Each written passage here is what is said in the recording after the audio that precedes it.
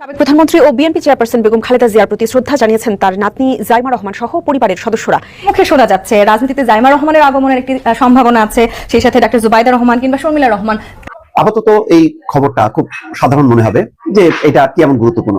দর্শক, না, এটা একটা গুরুত্বপূর্ণ আপনার কাছে মনে না হতে পারে। সম্মানিত দর্শক, নতুন একটি নিউজে আপনাকে স্বাগতম। আজকে দিনে বাংলাদেশের সর্বশেষ রাজনৈতিক যে পরিস্থিতির তৈরি হয়েছে তারই আলোকে খুবই গুরুত্বপূর্ণ কিছু ভিডিও নিয়ে আপনাদের সামনে হাজির হয়েছি। তাই আজকের ভিডিওটি খুবই গুরুত্বপূর্ণ হতে যাচ্ছে।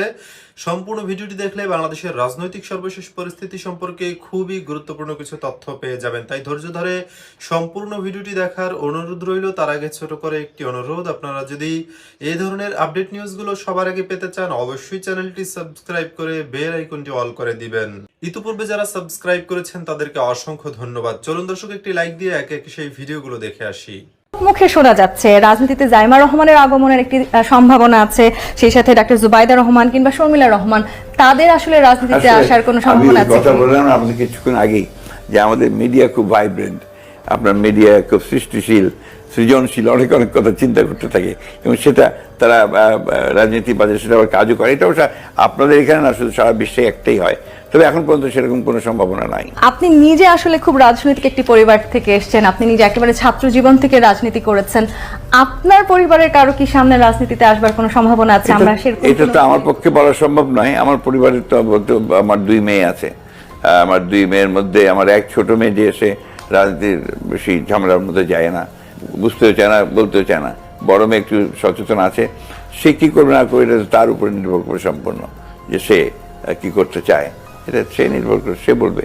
আমি এই ব্যাপারে একেবারে একজন উদার পিতা, আমি কখনো কোনো ইম্পোজ করি না, আর সেই বিষয়গুলো নিয়ে আমি কারোর উপর চাপ সৃষ্টি করি না। এই যে জোর করে চাপিয়ে ক্ষমতায় থেকে যাওয়ার কথা আপনি বলছিলেন, আয়না ঘরের মতো নির্মমতা আমরা দেখেছি। আপনার নামের পাশে শতাধিক মামলা যুক্ত হয়েছে, বিএনপির লক্ষাধিক নেতাকর্মীদের নামে মামলা আছে।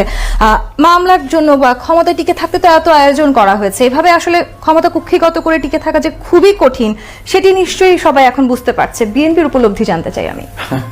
বিএনপি তো ভুক্তভোগী, বিএনপির উপলব্ধি কি জানবেন? বিএনপি তো এটার ভিকটিম। আমরা আপনার 15 বছরের সবচেয়ে বড় ভিকটিম আমরা।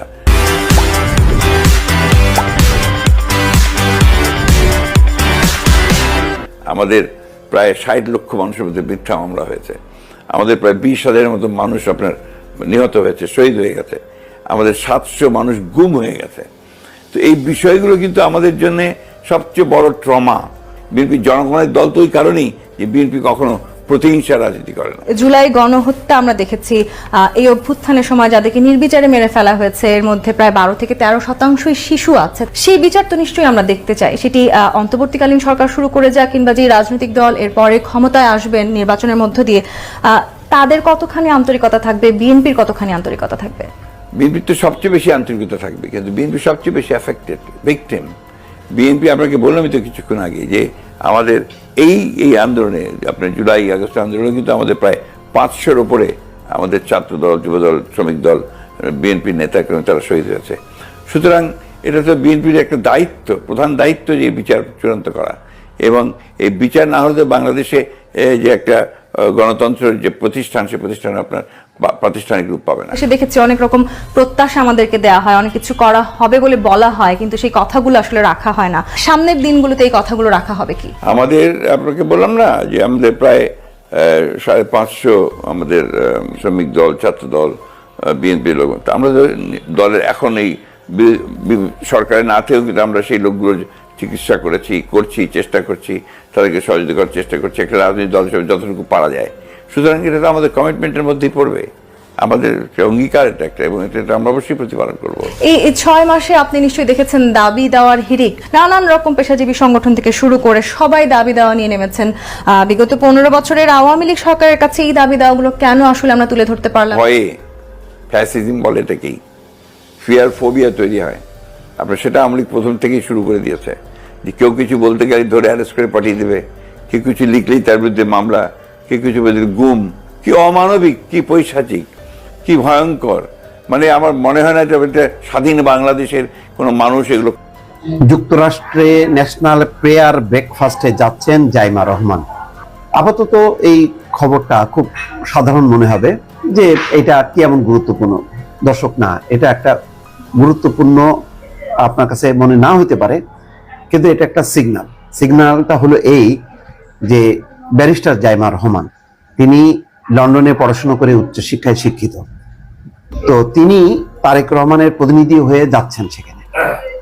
তার মানে হচ্ছে আগামী দিনের যে রাজনীতি, সেই রাজনীতিতে তারেক রহমান, জাইমা রহমান এবং তারেক রহমানের স্ত্রী জোবাইদা, তারা যে গুরুত্বপূর্ণভাবে আসতে যাচ্ছেন তার একটা কিন্তু সিমটম, এটা বলা যায়, অবশ্যই বলা যায়। তা নইলে তো তারেক রহমানের পক্ষ থেকে দলের অন্য কেউ প্রতিনিধিত্ব করতে পারতেন। তিনি তার মেয়েকে পাঠাচ্ছেন কেন? তারা রাজনীতিতে আসছেন। এবং আমি মনে করি যে বাংলাদেশের রাজনীতিতে শিক্ষায় দীক্ষায় এখন তরুণ প্রজন্ম যেভাবে শিক্ষিত হচ্ছে এবং আন্তর্জাতিকভাবে তার যে ভাবমূর্তি থাকা দরকার, বিভিন্ন দেশের রাষ্ট্রনায়ক রাষ্ট্রপ্রধানদের সঙ্গে ডায়ালগ করা দরকার বিভিন্ন সেমিনার সিম্পোজিয়ামে, সেটা যারা এখন উচ্চশিক্ষায় শিক্ষিত এবং তারা যত রাজনীতিতে আসবে, সরকারে আসবে, তত ভালো হবে। দেখেন, এই যে ডক্টর মোহাম্মদ ইউনূস, তার কোনো বড় দল নেই, কিন্তু তিনি কিন্তু বাজিমাত করলেন।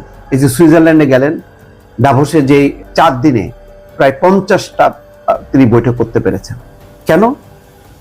নোবেল বিজয়ী, তারা আন্তর্জাতিকভাবে নোবেল বিজয়ীকে যে কোনো উন্নত দেশ তারা অত্যন্ত সম্মানের চোখে দেখে। উনি বসতে চান, উনি কথা বলতে চান, উনাকে কি কেউ রিফিউজ করতে পারে? পারে না।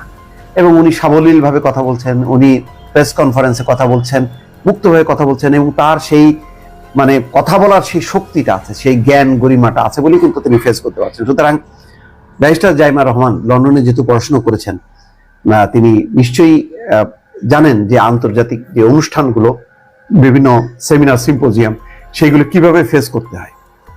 তো সুতরাং এটা আমার মনে হয় যে যেহেতু তারেক রহমান, তার মা খালেদা জিয়া, তিনি এখন চিকিৎসাধীন আছেন, সুতরাং তার পক্ষে এখন মার্কিন যুক্তরাষ্ট্রে যাওয়া সম্ভব না।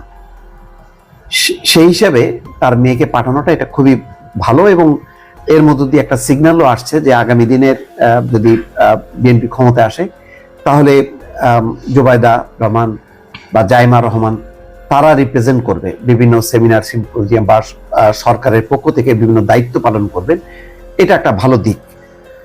তো খবরটা হলো এই যে যুক্তরাষ্ট্রের ন্যাশনাল প্রেয়ার ব্রেকফাস্ট অনুষ্ঠানে বিএনপির ভারপ্রাপ্ত চেয়ারম্যান তারেক রহমান, মহাসচিব মির্জা ফখরুল ইসলাম আলমগীর, স্থায়ী কমিটির সদস্য আমির খসরু মাহমুদ চৌধুরীকে আমন্ত্রণ জানানো হয়েছে। আগামী 5 ও 6 ফেব্রুয়ারি অনুষ্ঠিত হবে এই ন্যাশনাল প্রেয়ার ব্রেকফাস্ট। তবে এই অনুষ্ঠানে যোগ দিতে পারছেন না তারেক রহমান, তার প্রতিনিধি হিসেবে অনুষ্ঠানে যোগ দেবেন তার মেয়ে জাইমা রহমান।